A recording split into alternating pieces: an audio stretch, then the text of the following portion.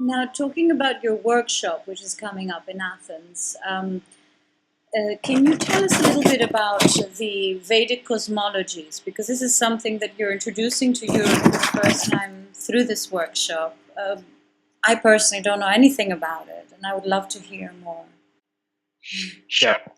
Actually, this Vedic cosmology is a very scientific cosmology because those times, these Vedic cosmology are existing since 8,000 years.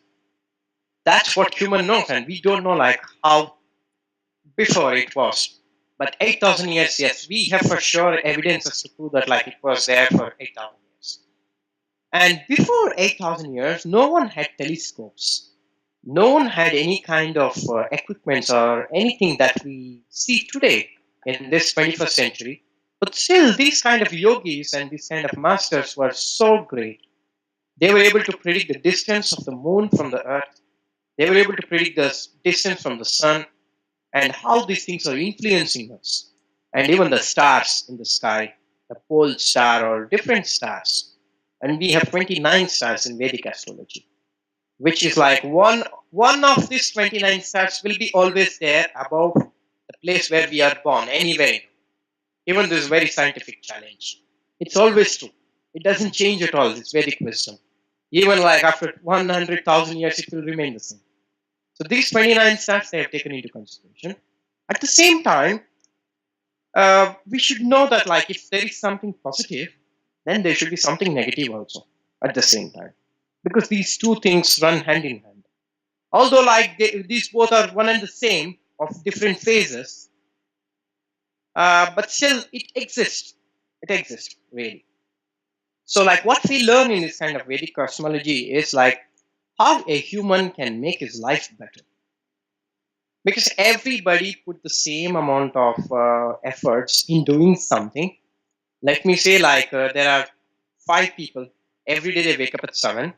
They have got same kind of training, same teacher and same school and same everything. But people don't get the same result. Because everyone is getting different results and everything. Why? It's because like some people have different kind of connection towards the cosmology and some people do not have that kind of connection. And this is the point. And second point is like no one is doing the things at the same time. Because someone takes the shower at 7, someone takes the shower at 10, someone takes the shower at 6 o'clock in the evening, someone doesn't take it at all. Someone eats at a different time. Someone sleeps at a different time. Someone signs a contract or an agreement or something, a new job at some time. And someone starts the vehicle at some point of time where they should not start the vehicle at that point of time. You know, like every day, like there is Rahu Gala, which is the time where you should not do anything good or you should not start anything good. Every day it lasts for 1 hour 30 minutes. So this 1 hour 30 minutes, you have to be very careful. And it's different for everyone that time? No, it's the same for all the human being, but it depends on the country and it depends on the day. So what is it for Greece? I think it should be around like 4:37 to 6 p.m. in the evening in Sunday. So for example, just I am saying. And like this, we have done Monday, we have done Tuesday, we have in Wednesday and everything. So these times, let us not start something new. And second thing, there is another thing which is called as Gulit Kala, which is also very bad. Like it's not about like starting, but it's better that you don't do anything auspicious at this point. Let me say like you want to start a prayer. Don't start your prayer during this time because it will not be auspicious. In the sense, like, let me give you an example. Like we have solar panels to generate electricity. Every solar cell is designed to give electricity based on the solar heat that it is getting from the sun. But still, the efficiency of the solar panel is just 17%. So another 83% of the solar energy, what it is consuming, is wasted in the semiconductors. But today's technology from Japan is giving 35% efficiency. So let me say, like, if you don't start your prayer during this time, your efficiency is 35%. If you start it during this time, it is like 17%. So the efficiency is more because maybe this kind of negative forces will influence you in the mind to think about something else while you're doing the prayer, to to not to concentrate properly, and you're getting the thoughts which absolutely why you're getting now. You don't know at all. So it will try to influence you. It will try to disturb you, and that's why we should avoid this kind of findings. There is some other time in the day, every day, Yamaganda Kala. During this time, you should not start your journey. You should not start your path or something like that. You should not go to a hospital at this time. Of course, if it's an emergency, if it's an accident, for sure we have to go. For sure. Even otherwise, we will die at home. So I'm not saying that. But if there is an option to you, if your doctor says, this is the time when you have to come to the operation theater, is it fine to you this day or something? We should say no, this is not a good time for me. I will not come at this point of time. Because we hear a lot of times doctor says the operation is very successful, but it's not really successful. After a few months we go back and they will again see in the x-ray and everywhere, and they say oh, we think something was not fine now and we need to fix this one once more. So why is because people are not following certain things, and these are just the 3 parameters what I am saying, but there are several other things in one single day itself. And if a person understands these things and tries to make their life according to these kind of things, there is no doubt why they cannot have a happy life, a happy family, a healthy family, and a very safe family, and free from all diseases, free from all kind of dangers that we are facing every day. When we are on streets, there can be an accident, there can be anything. Or maybe we can fall down and we don't know. Sometimes we just fall down and we may break our bone, even though it's a very small thing. So it can be anything, but we have to be absolutely protected spiritually, physically, and we should be healthy, because a life without health is nothing. We should be absolutely healthy. This is very important. And when we are safe and secure in life, when we are financially secure in life, when we are feeling safe, then it's very easy for us to go towards spirituality. Because everyone says no, leave everything and go to spirituality, you will be all fine. It's the most stupid attitude of some people, because they leave everything, finally they come to spirituality. They will be neither here nor there, because after some time they want to go back. And it's kind of like tourism. It's not really a spiritual temperament. Because if they have that, they function in a different way. It's not the way a person should be. They need to secure themselves. They need to be fine. And then they have to come to something concrete. So that's why we need to shape our life.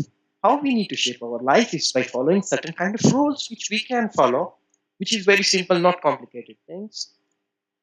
Just, going to a job, new job.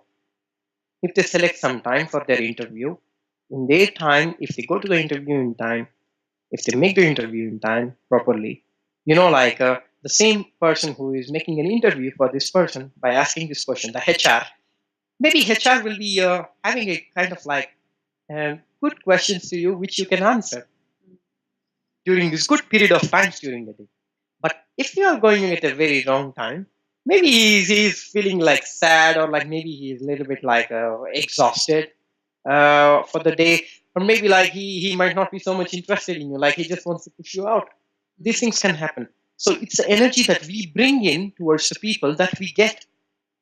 It's when we go to any big cities like Berlin or London or Paris or any big cities. We can see you in these touristic places, there will be 5 or 6 takeaways, whether it can be a sandwich or something like that.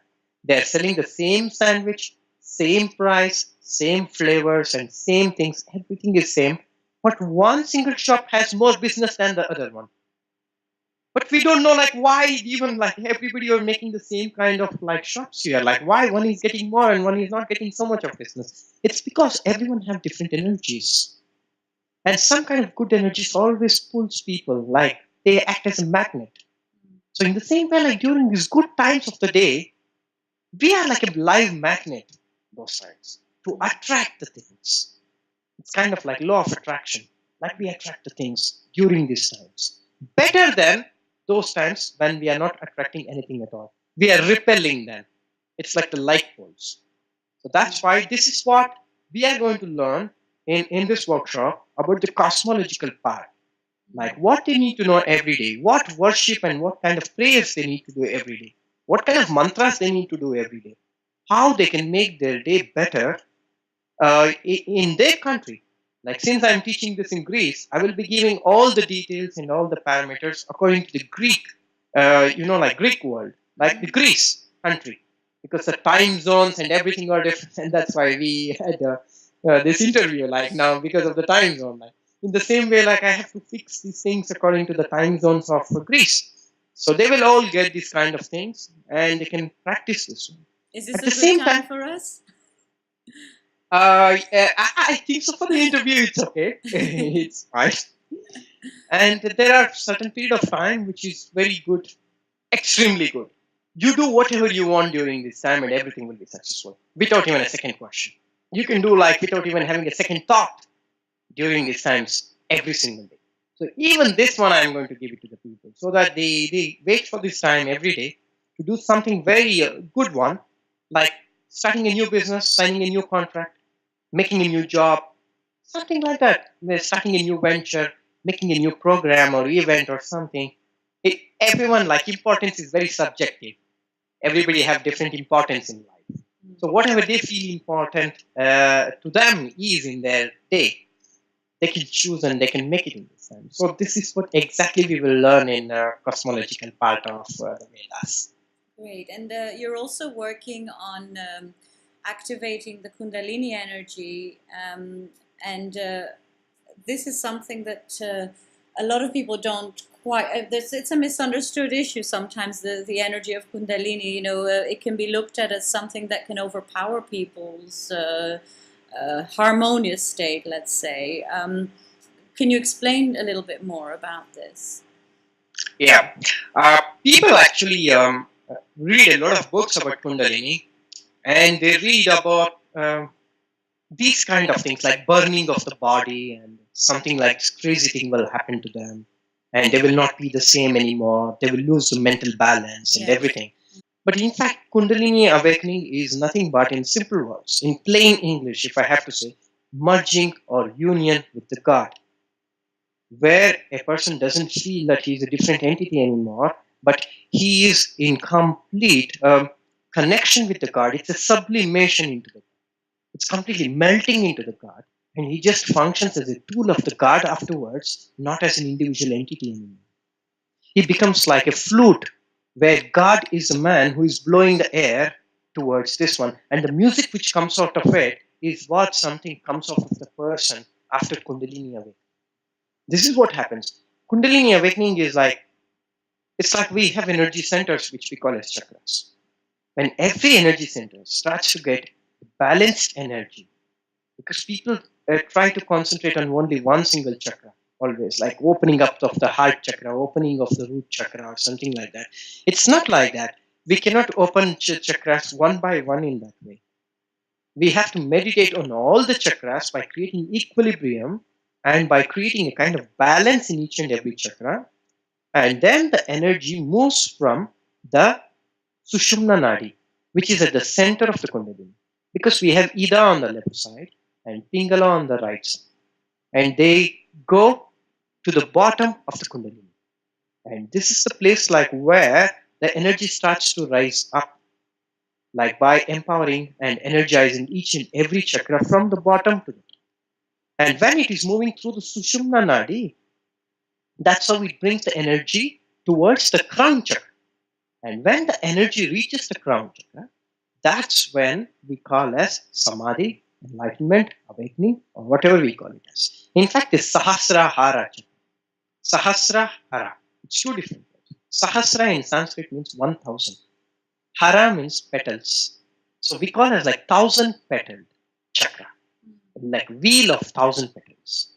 Because 1,000 petals, because the ultimate consciousness which connects to the divine, absolutely, by losing the individuality and becoming the universal figure at that moment.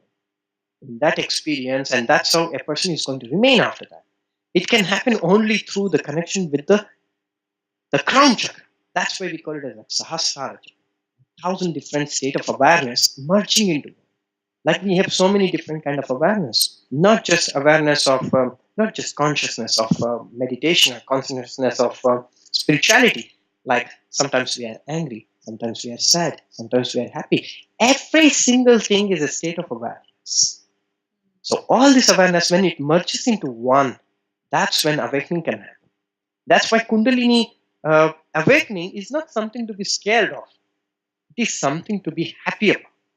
It is something to be very joyful about. Because after everything that we do, whatsoever we might do every single day, how much ever we might be happy, but the great happiness comes only when we reach home at the night. Because home is where our heart is. And in the same way, like God is where our home is. God is where we are coming from. And God is where we are going back. So there should not be any kind of fear. Death is the most beautiful event of anyone's life. Because after the death, it is in the paradise of the God. That's where we are going to go. We are going back to our true home and we should be so happy about it. In the same way, like Kundalini Awakening is the place like where we go to God, being wherever we are, forever. And it doesn't matter whether we are dead, in the body, outside the body, nothing matters.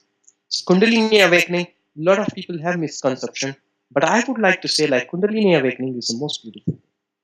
Kundalini Awakening is something like where we go home. That's the place, and that's what everyone needs to meet one day, and everyone needs to experience this. And more the time they experience, it is better. That's what we call as Satori in Sanskrit, the small enlightenments. More number of Satori, more number of small Kundalini awakenings will lead us to that kind of big awakening. That's what is very important. And no spiritual seeker should be ever scared of it. Because spirituality itself means one who is craving for God, in my definition.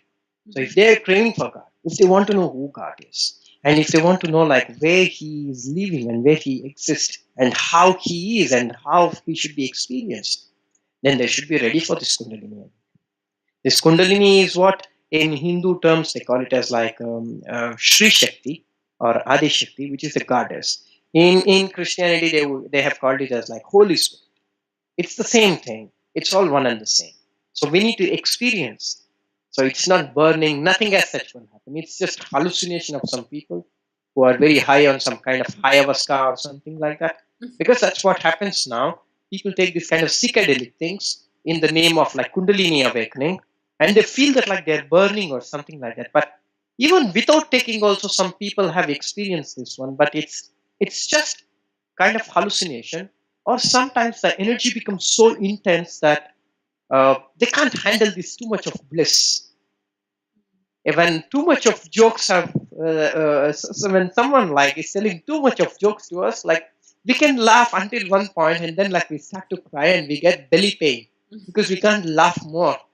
In the same way, like when spiritual, like the bliss goes everywhere into our body, like into each and every single cell of our body, like we can't handle it because it's too much happiness which we have never seen before. And always human being is scared of something which he doesn't know. Why everyone is scared of death? It's because that's the place where they have not gone so far and they don't know how it looks like. And human being always is comfortable in a place where he knows and where he has experienced and where he has complete information. But this one, he has got no information. In the same way about the Kundalini awakening also, that they have not experienced before. So some kind of fear can arise, but it should not be fear. Slowly and slowly, by understanding the spiritual values, it should turn into love. And when it turns into love, they can experience the Kundalini awakening, and a lot of things can happen in that silence, which cannot be expressed in words. And similarly with the, as you explained now, the misunderstanding with the whole concept of Kundalini awakening, there is also a misunderstanding with what you're doing in terms of Tantra, teaching Tantra. A lot of people hear Tantra and they interpret it as a sexual Tantra, because there's been a lot of, in the last few years, workshops and teachings of this kind of Tantra. Sure. Actually, there was a very big, very famous spiritual teacher in India in like 20th century. I would not like to take the name, but this man projected Tantra as synonymous to sex. So this is how he went to United States. He came everywhere, and his last spot before coming back to India was Greece. And in Greece, like, he was arrested at point blank, and he was kicked out from Europe to come back to India. And it's because of this person, like, this whole tradition got bad. Sexuality is a part of Tantra. I'm not saying no. It's just 15% of Tantra. But they're not speaking about this 85% of Tantra. Now what happened in the West is, like, people were more open after this sexual revolution that happened from France to everywhere in Europe. So after this sexual revolution, like, some of the people who wanted to cover their kind of like perverted attitude or like womanizing attitude in some way, and they found this concept to be very, very, very encouraging to them. So what they did was, like, they didn't even really teach that kind of sexual tantra what exists in the scripture, but they made their own versions. And today, all kind of perverted people and everyone, they are opening the shops everywhere in the name of events and like tantric workshops and everything, and they're not even teaching that kind of authentic tantral sexuality. In my previous workshop, like in last year and even previous time, I had this kind of workshop, but actually, like, what happens in those kind of workshops is, like, people are naked and things like that. But in my workshop, there is nothing as such, because we give them teachings to understand what is this one. It's just understanding, writing on the board, making people understand what this different kind of sexuality is about and how it has to be practiced. And you can go back home, practice with your partners and things like that. That's how it works. And I know how this sexual tantra also works because I've given workshops on this one, and I have spoken extensively on this topic for many, many hours, which can be found on my YouTube channel also. And even in this way, let us speak this kind of red tantra as people speak today. They have given colors now: red, green, yellow, like white and different things. But this workshop, what I'm doing is like white tantra. It's completely different. Even the white, it has been like very much mixed with a lot of misconceptions again on Wikipedia or like somewhere else, like they're writing completely nonsense things. But if you go to the scripture, which is Vijnana Bhairava Tantra, last time I have given the discourse on this scripture during my workshop, because I did a Vijnana Bhairava Tantra workshop.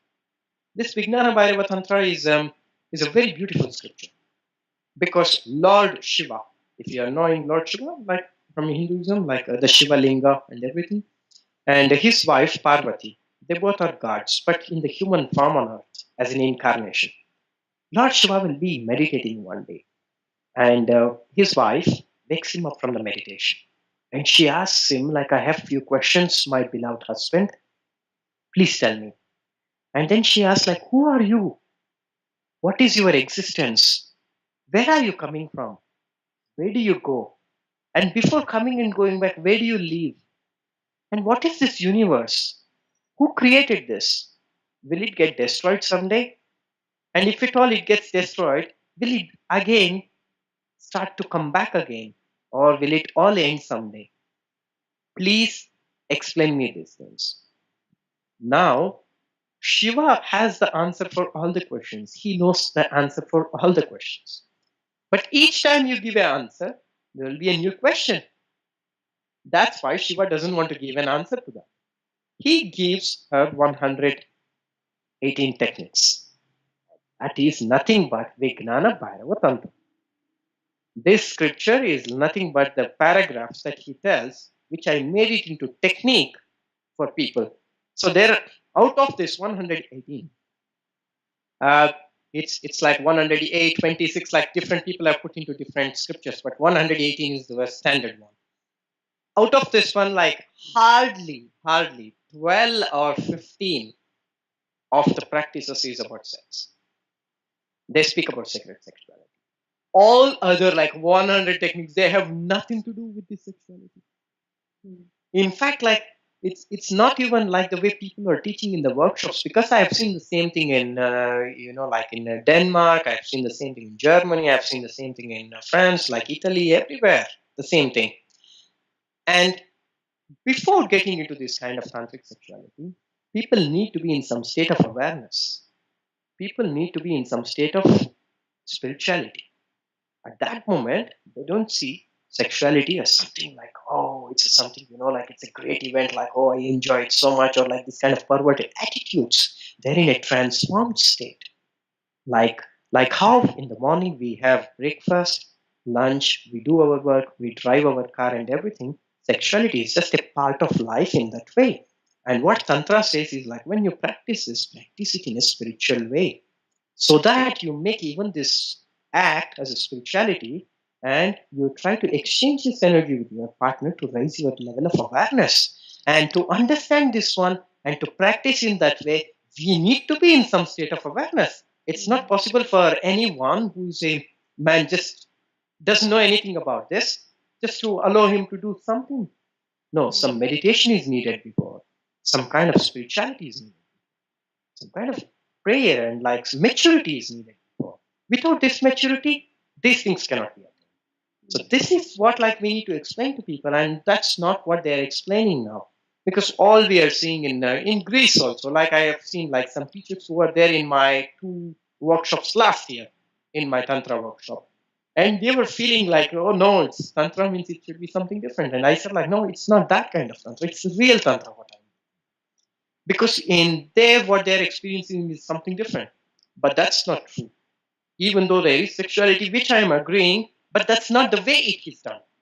It's done in it. So this is the whole stuff about like sexuality. What I want to really clear for the people and for everyone where I am talking about. It's not like come on, let's go and do something. No, it's like follow some procedure, attain some maturity, and change your perception about sexuality. Sexuality is not for fun, or it's not for something which is driven by the senses, but which is driven by our energies, our exchanges through the chakras. So that kind of maturity is necessary. So this is one part of that. And what I am doing is a different kind of tantra, where we channel our energy in what we do and what we understand. Because mind is really amazing. It has got so much of energy and so much of power. Mind is not the problem. Mind is same thing like uranium 235 isotope or thorium isotope, which is used in a nuclear reactor. If we use it properly, it will give us very good electricity. If we don't use it properly, it will be a bomb. In the same way, like how we use this mind is very important. Look, like in Tantra, like what I'm trying to do is like giving such kind of teachings, installing it in the minds of the people so that they have a copy of it in their hard disk here, and they try to follow this one by having some kind of discipline. And they focus all their energy into following these things, and they manifest these things through the wisdom that they have listened and they are trying to work on, at the same time getting the results in their life, making their life better, making their financial life better, and everything. In my last workshops, like I was teaching some spiritual mandalas and spiritual numbers. And in this one, like I gave it to many, many people, different mandalas for abundance, for money and everything. Even today, like I have so much of messages on my Facebook, they're writing to me that like they didn't have jobs, they didn't have money or something like that. In Greece, in Athens, they're writing to me almost like every week. Now they're getting very good money, they have very good clients, and they are running very good business and everything. These are spiritual wisdoms we need to follow. And these kind of mandalas and everything comes from Tantra. So Tantra is not that sexuality. It's coming from this kind of tantric wisdom. And this is what I give it to them about the numbers, about the mandalas and everything. And where they need to put this one, which direction, and where they need to sit before doing the business. They followed everything. And now they are having very good money. And that's what they said. And they got jobs, they got money, their business is doing good, and everything. We need to follow this one. So these are some of the things which come from Tantra again. And some of the meditations I have taught to them to manifest our reality. Like we have so many ideas and so many projects in the mind, but sometimes we will not be able to manifest these things despite putting a lot of efforts. Like we work on it like day and night and we have all the help and support, but still something is not working. At that time, we need some kind of divine influence. So for that, there is a different type of meditation. And even this kind of meditation comes from Tantra. So we call it as Tantra meditation. So we there are specific names for this one, like Shambhavi Mudra Dhyana, Vikroli Dhyana. We call it in different names, but all these are like meditations which are aimed at attaining this kind of tantric state. And the tantric is one who has attained this kind of expansion of consciousness through some kind of practices.